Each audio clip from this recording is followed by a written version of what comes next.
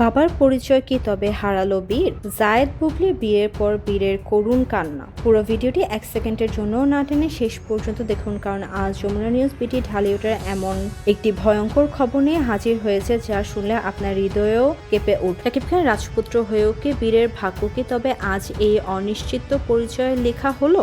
জায়েদ বুবলির 4 হাত এক হওয়ার উৎসবের মাঝে কেন কান্নায় ভেঙে পড়ল ছোট্ট বীর? বাপের পরিচয় হারিয়ে বীরের এই করুণ পরিণতি কি তবে নতুন কোনো ঝড়ের পূর্বাভাস? আজ আমরা ফাঁস করব সেই হারহিম করা ঘটনার নৈপথ্য কাহিনী, বাপের পরিচয় ও সৎবাপার ছায়া, বীরের বুক ফাটা আত্মনাদ। শুরুতেই সেই শিহরণ ওঠা একটি তথ্য দিচ্ছি যা পুরো বিনোদন জগৎকে অবাক করে দিয়েছে। বুবলি যখন জায়েদ খানের সাথে নতুন জীবনের রঙিন স্বপ্নের ঘোর বাঁধছেন, তখন আড়ালে বসে তবে বীর কি নিজের অস্তিত্ব নিয়ে লড়াই করছেন?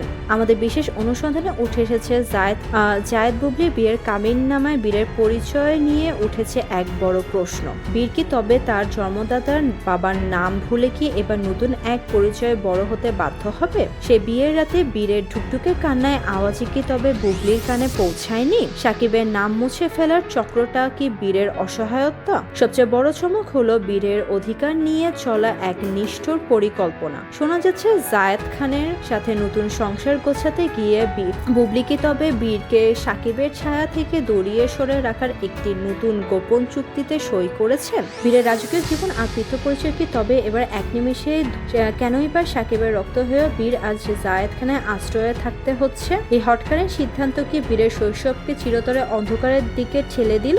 মায়ের নতুন সুর, সন্তানের পরিচয়, শেষমেশ হার মানবে কে? আজ এই রুক্ষশাসক পরিস্থিতির শেষ কোথায়?